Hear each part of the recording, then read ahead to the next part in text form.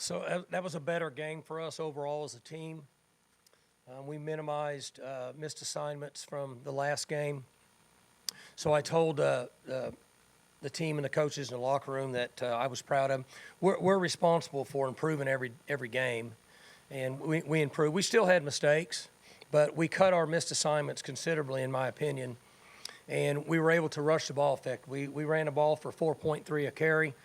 4.5 is what we're looking for, but much better rushing the football, and we're much more physical in the second half.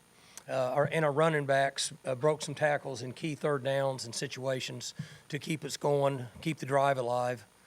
When 6, 8, 10 minutes to go in the game, could have stopped us a couple times, but our backs ran through and made plays.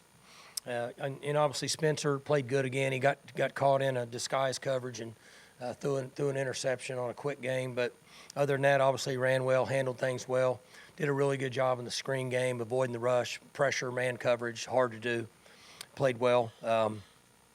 And we defended and we got pass rush. In the second half, we were physically running the ball, and then we were able to kind of look like our team last year a little bit, getting with pass rush and putting a lot of pressure on the quarterback and making plays. I was pleased with our special teams. Arizona State's a really good punt rush team, and we worked hard on it this week and challenged our team, and protection was good, quarterback was good, punter was good, did a really nice job with that. So overall we improved, we got better. We still have a long ways to go, we know that. Fought through some adversity at times, and just got to keep moving. Look forward to another good week of practice and improving in areas. Had some guys get reps that hadn't had a lot, and they're young and immature, but they got another game under their belt. So we just got to keep plugging away. Mike, Arizona State's offense hit you guys with a few plays there early on that first drive, and then you guys responded well. Was it seeing things you hadn't seen, or just not really, a little bit, but not so much. We just made some mistakes, communication, and I wish I could tell you something else, but that's the truth. We got to grow through that. And then they got us. They started the second half.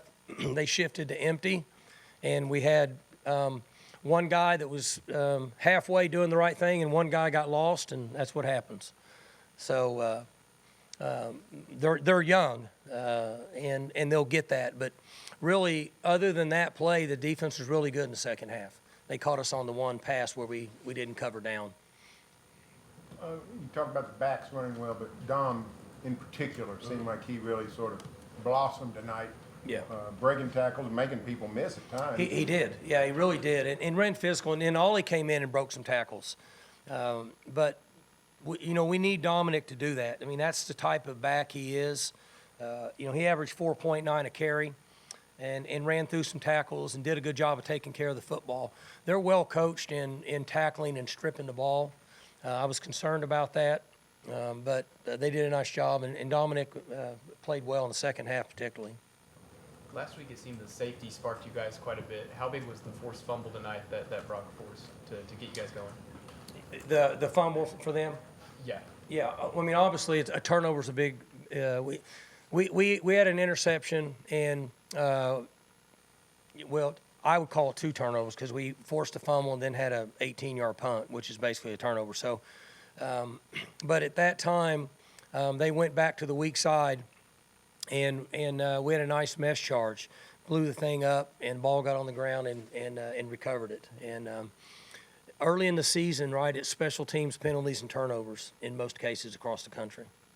Mike, you figured to have an advantage coming in with the playmaking you have up front defensively. Those guys seem to take their turns tonight.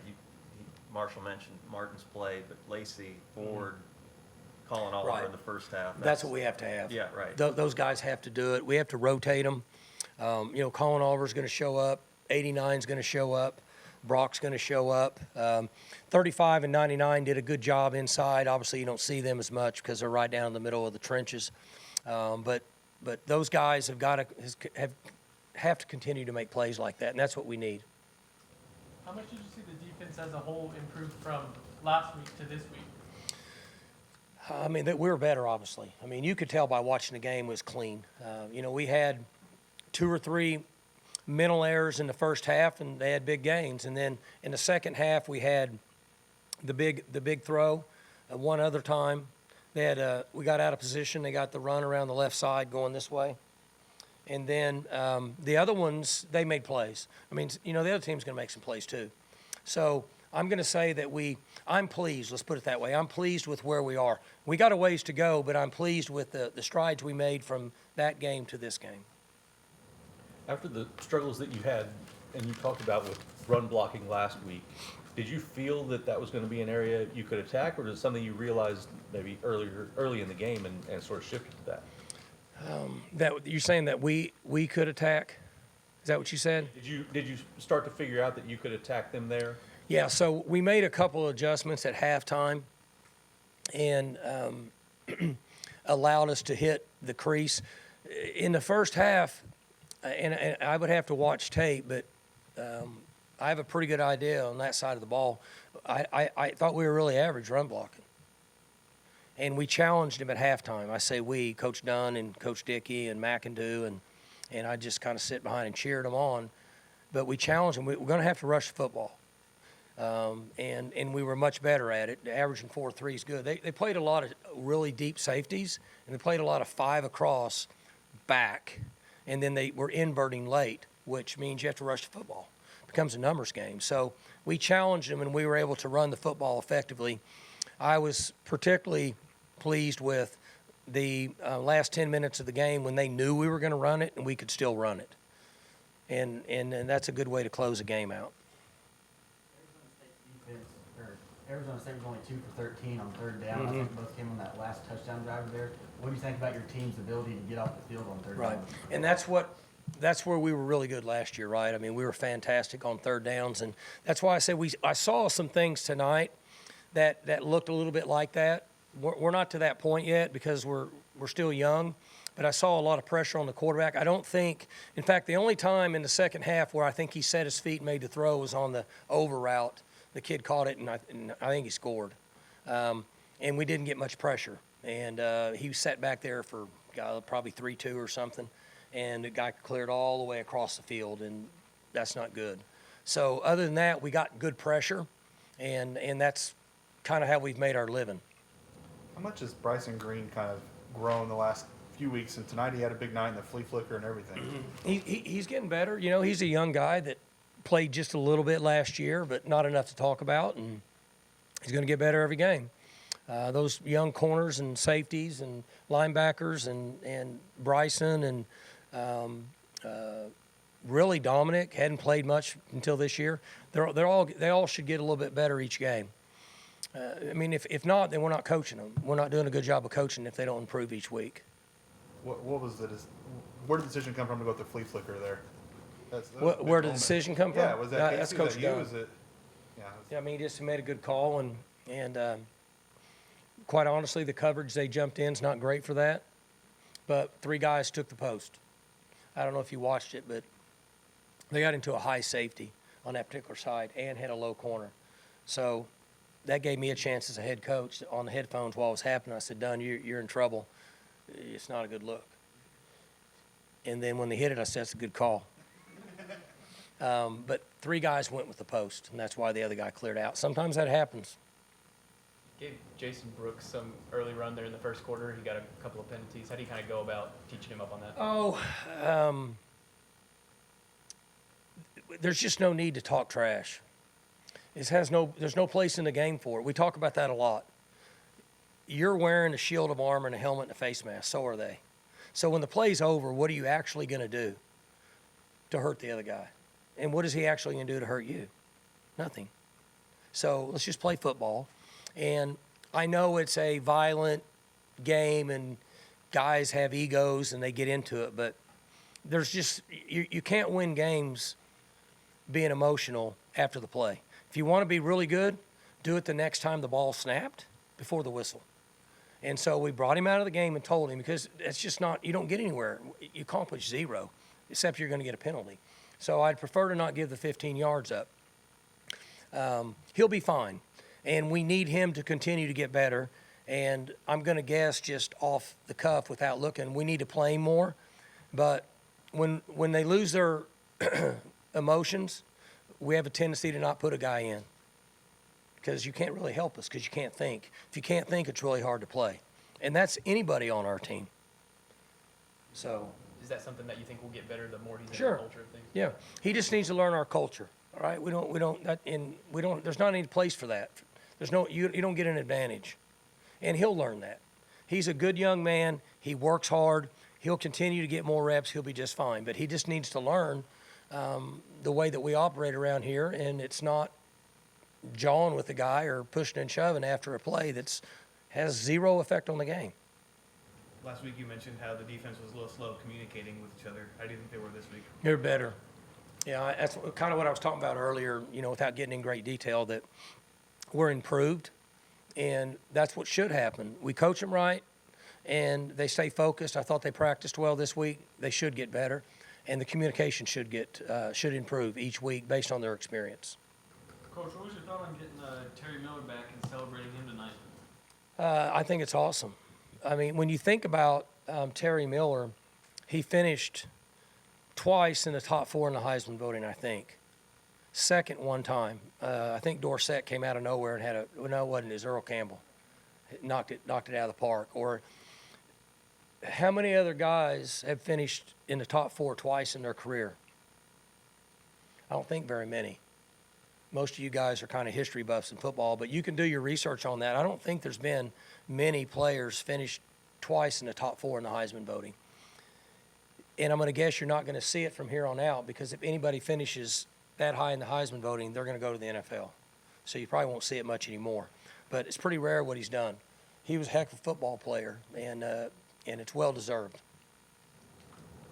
Tyler Lacey is a guy that's been pretty good most of his career and seems to be getting really good. Has he taken another step forward this year, do you think? Tyler made a great decision by coming back and playing college. He could have been a 5th or 6th round pick. I mean, I don't know. I'm just guessing. But if he continues to work like he is, he's in a good spot right now. He's focused. He's training. He's developing his body, and he's gaining valuable experience. He can jump himself up in the draft and make some really good upfront money. Now, the team's important, but obviously that plays a role too. And he's getting better and better, and his body's developing. Right, the male body continues to grow and develop till you're 26 years old. So he's developing, getting bigger and stronger and faster. He made a good decision, and he's been a really good leader for us. It helps when your most experienced and best players play hard and practice hard. Then it's easy for coaches, and that's what he's doing at this point. Mike, you didn't score your first 5 possessions. Brock Martin made that play, get you the fumble. You come out and you sort of changed it around. You went straight run the whole series. Was that by design, or what caused you to do that? Well, that fumble got us going. I mean, we were struggling, and I kind of go back to what I said. They were playing way back, had everybody way back, and said rush the football. That's what they did, and so we just kind of migrated into rushing the football, which allows. I mean, we're going to run our quarterbacks when we do that. I mean, obviously Spencer's a good runner, and so we run some read zone option stuff with him when they're doing that. Gives us an extra man. Numbers in the numbers game, we have an advantage. And then once we start doing that, then it set up a little downfield throw. Then we were able to hit Braden Johnson a time. We had the flea flicker pass, a few things like that. But until we did that, until we rushed the ball some, we didn't have much. So that's kind of what they pushed us into. He went to Ollie's second among the running backs. Just kind of what's led to his. He only got 3 carries compared to 2 last week. But what's led you to feel more comfortable with Ollie this week? Oh, I mean, we feel comfortable. He's just young. I've said it a million times. There's just no substitute for experience, and 23 comes in, and he's got a little more experience. He can play some, and obviously when Dom's rolling and playing good, I mean, he's the guy that's the most experienced and now and is mature and physical, and Ollie will come along. Ollie's big and looks good and all that, and the times he's touched the ball, he's made plays, but he's still a freshman. And so rain was coming down, getting a little wet, got to be careful with the football, some things like that. So the maturity is a big part of that. And, it's just difficult when you're a freshman to be able to understand and how to handle those situations. How things are with Brendan Evers? I think he's fine. Now, I didn't get any information that came up and said that he's out, so I'm guessing that he's going to be fine. Good. All right, guys, thanks.